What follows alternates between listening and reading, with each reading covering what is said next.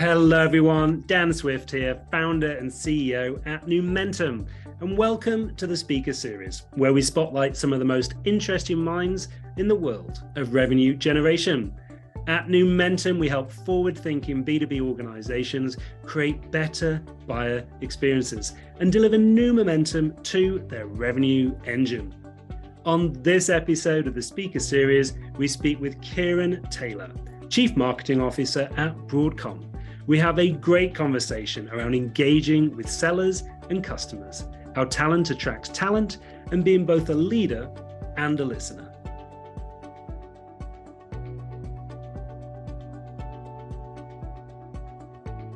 Kieran, welcome to the Speaker Series. Thank you so much, Dan. Excited to be here. Excellent, excellent. Well, let's jump straight in. So let's start a little bit about learning what you're doing right now. So the CMO of the Agile Operations Division at Broadcom, can you share a little bit with our listeners about this division? What are you solving for your customers? Sure thing. Well, Broadcom software may be one of the best kept secrets in the industry. We're doing about 5.2 billion in recurring revenue, annual revenue, and that makes us a top 10 software company in the world. Now, within Broadcom software, there are three divisions: mainframe software division, the semantic division, and then, as you said, the Agile Operations division. Within Agile Operations, we really focus on two components that our customers are looking for us to address. One is around innovation, and the other is around operation. So in the area of innovation, we're talking about how we can streamline the process from ideation to software creation. We've got a set of software solutions that do just that help our customers move more quickly through that cycle and bring new innovative applications to market. The second side of Agile Operations is the operations component. And there we have a range of automation and artificial intelligence for IT operations solutions that are really designed to help optimize the delivery of these applications and ultimately generate flawless user experiences when our customers deploy their applications. Beautiful. Now you're coming up to about 2 years in the role. Is that about right? That's right, Dan. Yeah, 2 years. Yep. So as you look back at this first period of your tenure, what are you most proud of and what's next?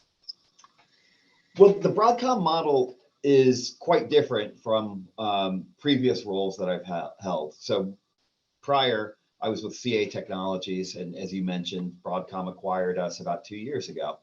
And in that role and similar roles before it, we were really focused on traditional top of funnel lead generation, what you might call tofu, right? Top of funnel. And the Broadcom model is much more around focusing on the needs of a strategic set of customers who frankly have bigger and different challenges than compared to the mass market. So as a marketer, what's really been exciting for us over the past 2 years is to pivot from that tofu type of approach to something that's really true account-based marketing, true ABM, and that with a smaller set of strategic customers, we can really understand each account's needs and really, almost bespoke, tailor solutions for them. And so I'm really proud of how we made that pivot, and partnership with sales has been a big component of that, and working with Empire Selling certainly has enabled marketing and sales to come together in pursuing that ABM vision. Well, let's talk a little bit about that. So you and I were introduced a little over a year ago. Can you share with our listeners, why did you bring Empire Selling into Broadcom? What was the reason? Well, it's going to sound a bit like a sales pitch for Empire Selling or one of your best. Feel free. Yeah. I mean, as you said, Dan, one of the best practices in social selling is to explore the networks of your target customer and to better understand who they've engaged with in the past and who they respect, et cetera. So in this case, I had worked with a gentleman, Mark Degenkolb, who had led a sales function at CA Technologies. And in that time, Mark and I partnered on true solution selling, where we really thought about the customer's needs first and, didn't lead with our product, but really worked to understand the challenge that our customer had and then position everything around that. And so we had a great relationship, Mark and I, from a sales and marketing standpoint, where we worked hand in glove with him. So as I understand it, you identified that connection. You saw that Mark and I had worked together before, and Empire had worked with Mark. And so a referral occurred. Mark reached out to me and relayed his excellent experience with you and your team there. And with that introduction, I was all ears, and that led to a great partnership that we enjoy today, Dan. Wonderful. And what do you think, maybe a couple of the aha moments that people have had as they've experienced this journey? And we have worked with you all for 12 months. So has there been a few moments that you can share with folks listening today? Oh, certainly, yeah. One of the biggest aha moments is really coming back to account-based marketing. A lot of our success is penetrating new departments, finding new users, finding new champions within an account, et cetera. And using the traditional marketing methods, digital advertising, a whole lot of air cover, what some might call spray and pray, it's just not that effective. It doesn't work that well. So with Empire Selling, what we've seen is our sellers are now having more direct connection, more personal conversations. They're able to relay their expertise and how they can help our customers succeed. So an aha moment for us from a marketing standpoint has been really engaging with our sellers, helping them to have those conversations. And then in doing so, we've dramatically expanded our contacts within these strategic accounts. That's really been valuable.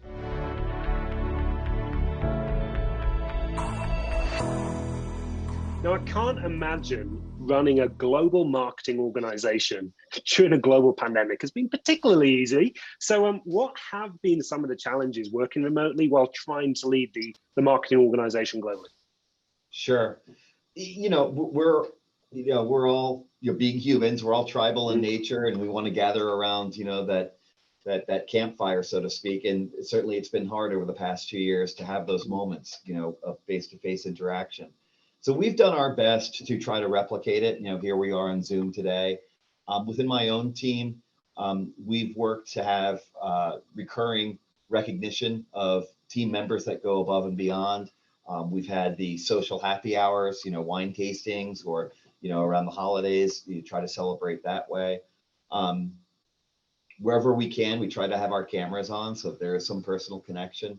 And when you start a meeting, don't jump right into work. Learn a little bit about what's going on in their geography, maybe with their family, so on and so forth. So, we've just tried to look for those opportunities to maintain those personal connections until such time we can get together and, the proverbial hotel bar and kind of share experiences there. Hasn't it been interesting, almost getting to know our people better in the last couple of years than maybe we would ever have gotten to do if this hadn't have happened? It's been interesting, right? True that. Yeah, totally agree. Yeah. Totally agree. So when we chat with a lot of your counterparts on the sales side, a big pain point for them right now is hiring, because I think it's probably fair to say that right now it's a candidate market. So is that fair to say it's the same for marketing? And how are you thinking about building your talent bench? It's definitely a challenge, and in particular in the major metropolitan markets. I'm in Boston, and we're headquartered out in Silicon Valley. Definitely challenging there.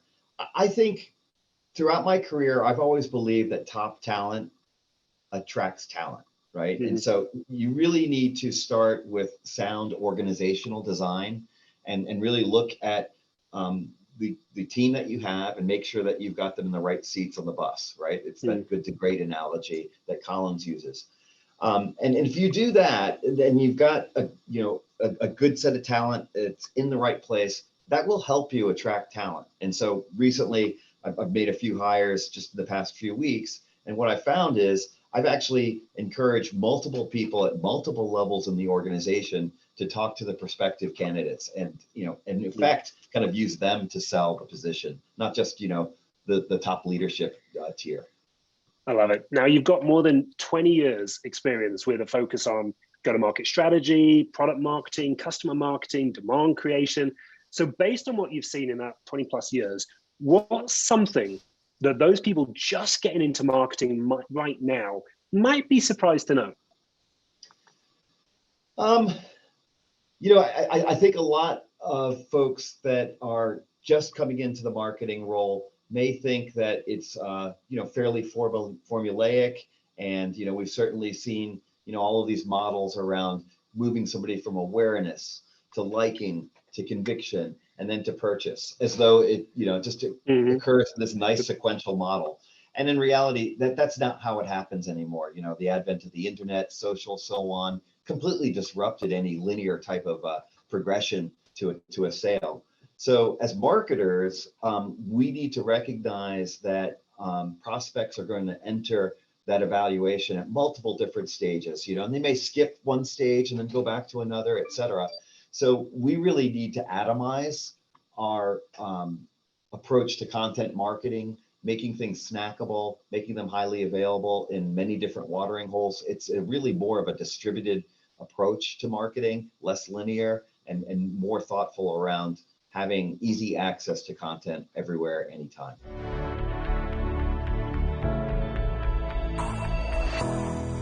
So you've worked at some massive companies and some incredible brands. You mentioned CA, CompuWare, Akamai, Nortel. So what's your take on this much discussed topic of sales and marketing alignment? Clearly, someone like Mark gets it and you were able to work very well together, but what's your take on this topic? Well, I've always said that sales is my ultimate customer, right? So I believe marketing fails when it's in an ivory tower and, kind of generating content almost in a vacuum. The best thing to do is to directly pair with sales. And if you don't know where to start, you go to your top sellers, you go to the eagles in the organization.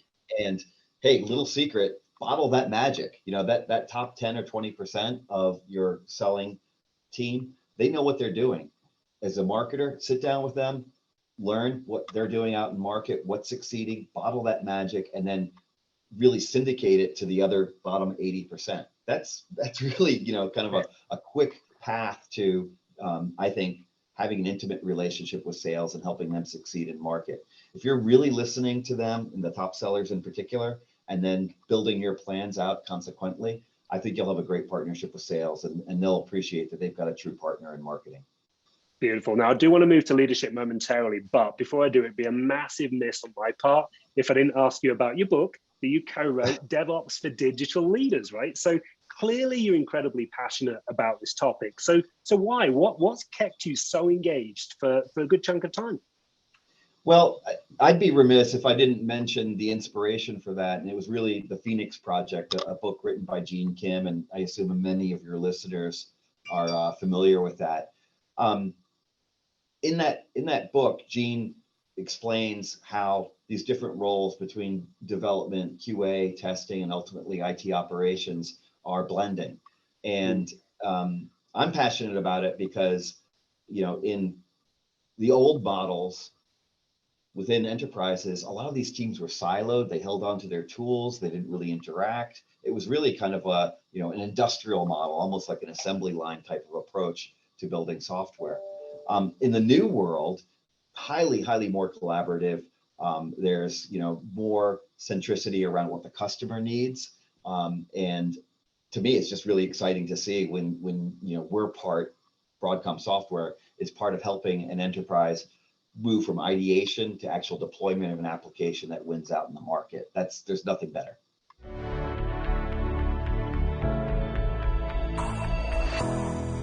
Let's pivot. I do want to talk leadership with you. So how would you describe your leadership style? Has it can you, and how is it developed over time? That's a great question. It's funny, I got a text from a former boss and CMO last night, and he commented, he's like, you've always been a servant leader. And, I've always strived to embody that. But of late, Dan, I'm less of a servant leader and more of a servant listener. And what I mean by that is servant leadership, you're getting into, the execution, and you're standing shoulder to shoulder with your team member to drive a particular initiative forward. What has kind of happened to me maybe in the last 3 to 5 years is I've realized that you don't have to lead in every instance. Sometimes, especially if you have top talent, they know what they're doing. They need somebody that is a servant listener, that's actually listening to the challenges that they're experiencing, offering recommendations. Effectively, I look at myself as maybe being, guardrails on a road, making sure that they don't drive off the road, but they're in full control of the car. They're the one driving the car, and you're there really to offer counsel and recommendations where possible, but let them drive. And so many people genuinely speak so highly of you internally within the business, but also outside of the organization. So I think that's resonating. Dan, I would say, early on in my career, and as you mentioned, it's sadly, 25 years ago, the marketing function and many functions within business were really hierarchical, command and control, et cetera. And, you didn't ask questions. You didn't challenge what the directive was. You just executed. And I think what's changed for all of us recently is that, there's a democratization of the execution of strategy, right? And everyone wants to be involved and should be involved to some degree, right? So I think what's changed for me with the marketing role of late is that it's become much more collaborative. I work, as I said, in the spirit of being a servant listener. I work really hard to try to understand different points of view, to incorporate them. I'm an American history buff. John Milton is one of the authors that's tied to a lot of, Thomas Paine, Common Sense, the Declaration of Independence. I mention it because Milton coined this idea of the open marketplace of ideas. And that's the only way that we reach the truth and kind of the best outcome is when you have that open marketplace of ideas. And so that's how leadership has changed for me in the past few years, is that, you provide a forum where all ideas are encouraged, open discourse occurs, and through that, you reach the best possible outcome for you and your organization. So easier said than done. I want to go a little even deeper on this because you just say, you just create an organization, right? But how do you create the environment where people feel safe to come with ideas, where the ideas might not be great, but they still feel okay coming with those ideas? How do you do that? It's about transparency and trust. You're right. If you don't have, if the team doesn't feel that they're in that open, safe environment, then what I just described will not occur. Mm-hmm. So, you as a leader have to accept that, there will be mistakes, there will be failure, and that, that's part of a teachable moment. It's part of learning. And if you exhibit that and you do that over time, then I think the team does begin to understand that, we're in an arrangement where we've got transparency and we've got trust. And with those two things, you now get traction.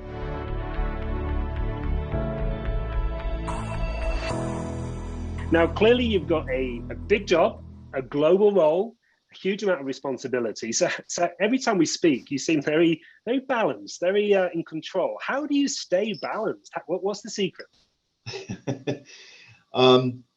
At times it's easier than others. But I do believe that physical activity is pretty important to, both, your physical health, but your mental health as well. I notice that, if I'm not on the Peloton or doing my morning hike, or on the weekends I ski, if I'm not engaging those activities, then my mind suffers as a result. So I think that's something I learned, a bit later in life, as your metabolism slows, you're kind of forced to exercise. But the hidden benefit to it definitely is mental agility. And I appreciate that more now than before. And you made me think, so I know you're a skiing family. I think you mentioned before that your daughter skis competitively. So is that one of the ways just to blow off some steam and get out on the slopes? Oh, for sure. Yeah. And yes, so my daughter does race competitively. We're up on the mountain, pretty much from Thanksgiving through, the beginning of April. And it helps me blow off steam. I also love motorcycle racing as well. And those two activities are similar in that you can't think about anything else if you're moving at a high speed other than being in balance. So to answer your question about balance, those are two activities that definitely keep you focused.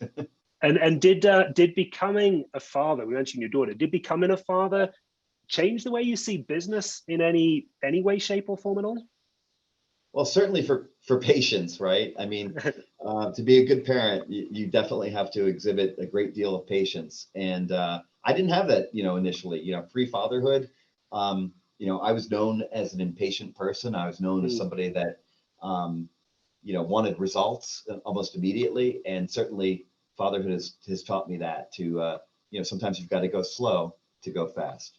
Yeah, amen. For those of you listening, I've got a 6-year-old, a 3-year-old, and another one on the way next month. So I understand patience. So let's talk about key influences that you might have had in your career. When you think back on your career, what's the best leadership advice that you've ever received?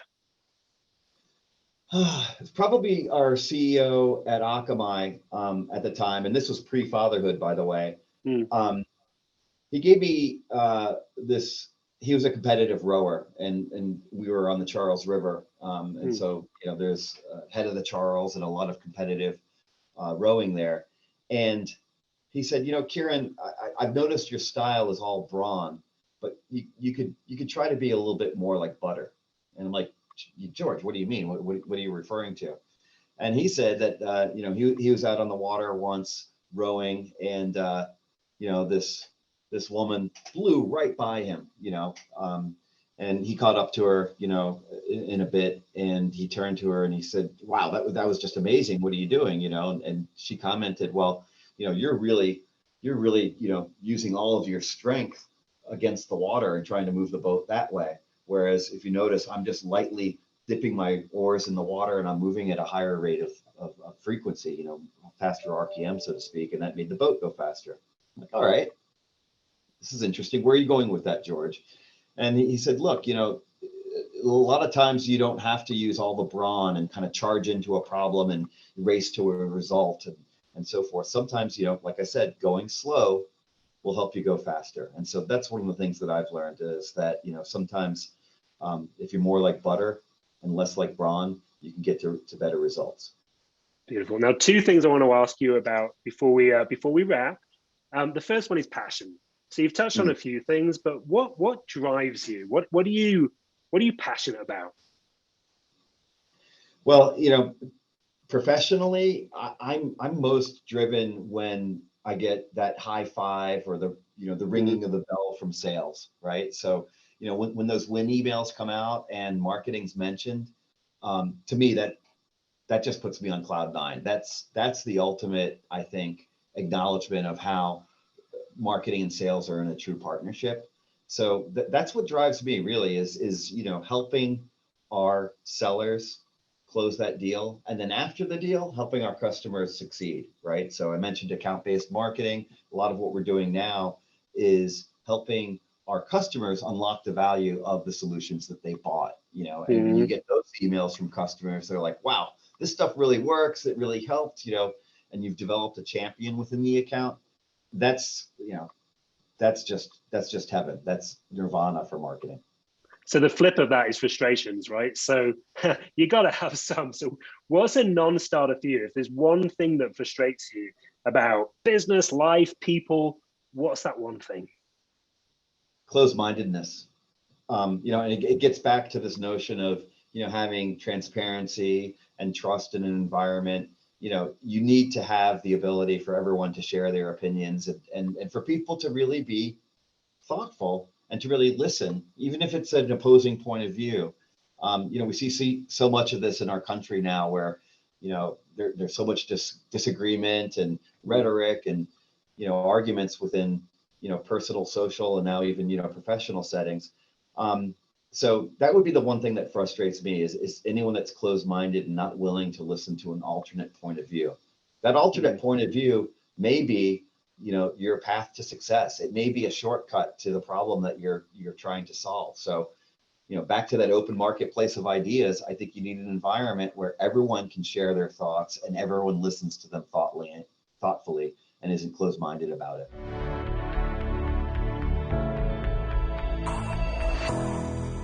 If you're open to it, I'd love to do a quick fire round of questions with you. Are you down? All right. Okay. Let's do it. Let's do it. Looking nervous. Here we go. Question number 1. And by the way, if you say anything that I feel as though I've got to push a little harder on that, I may, but we may just move on. So first question, who is your hero? That's real life? Because I collect comic books too. It can be whatever you want it to be, Kieran. We'll make it real life. It would be my mom. Sacrifice, support throughout my life. There's just so many examples of where she put me first. And yeah, she's my hero for sure. I'm going to ask you now, how many comic books do you have? Oh God. Well, provided that my wife doesn't see this, we're probably north of 4,000. Yeah. Amazing. The best sales leader that you've ever partnered with? Oh boy. You're putting me out there. I'm gonna go back to Mark Degenkolb, right? And that experience I had with him around solution selling.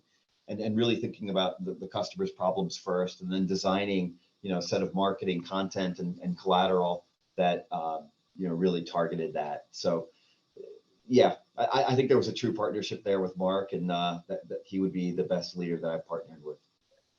Are you a morning lark or a night owl? Now I'm a morning lark. Yeah, years past I would have been a night owl. I was the proverbial procrastinator that would be taking Vivarin at night and trying to crank out a deliverable. But now, no, it's much more morning lark. Now this one's a bit random. What was your last Halloween costume? Oh boy. Okay, French kiss. And so the French kiss costume is you basically dress up like Gene Simmons of the rock band Kiss, but you wear a beret and a French sailor costume and a red scarf. It takes some explaining, but it definitely gets you noticed at the party. I can tell you that. Do any pictures of this exist, by the way? Oh, certainly. Yeah. If you follow me on Instagram, you'll see one. Beautiful. Favorite city in the world? Oh, it's a toss-up between Tokyo and Berlin. I'm gonna go with Tokyo. Okay. And city or country that you've not visited before, but you'd love to visit at some point? New Zealand. Well, how so? Just stories I've heard from folks that have gone there. One of my favorite is I had a friend that was driving through the countryside there and pulled over to get a cup of coffee, and they poured the coffee in a nice coffee mug and gave it to him. He said, "Well, yeah, I want to take it with me," and they were really perplexed. Take it with you? Where? Well, I'm going to take it in the car. I'm going to continue my drive. Oh, no. We sit down. We enjoy our coffee. It doesn't get taken in the car. And so when I heard that little anecdote, I was like, that sounds like a place I want to visit. It is a beautiful, beautiful country. You mentioned coffee. How many cups of coffee a day? I try to maintain to one, at most two, never past noon though. Favorite manager you've ever had and why? Oh boy. Cameron Van Orman, who's now Chief Marketing Officer over at PlanView. I think a lot of what I described earlier in this call, I've learned from Cameron. He was really adept at getting everyone in the organization to feel that they had a voice and an important role. He was really good at building that team camaraderie and excellent at really driving demonstrable results from marketing. So yeah, Cameron Van Orman. And last question for you. What would you tell your younger self? Don't be so impatient, take time, take time to enjoy things and don't rush at everything. That would be my advice to my younger self. Wonderful. Well, Kieran, thank you so much for joining us. This has been a lot of fun. Thank you.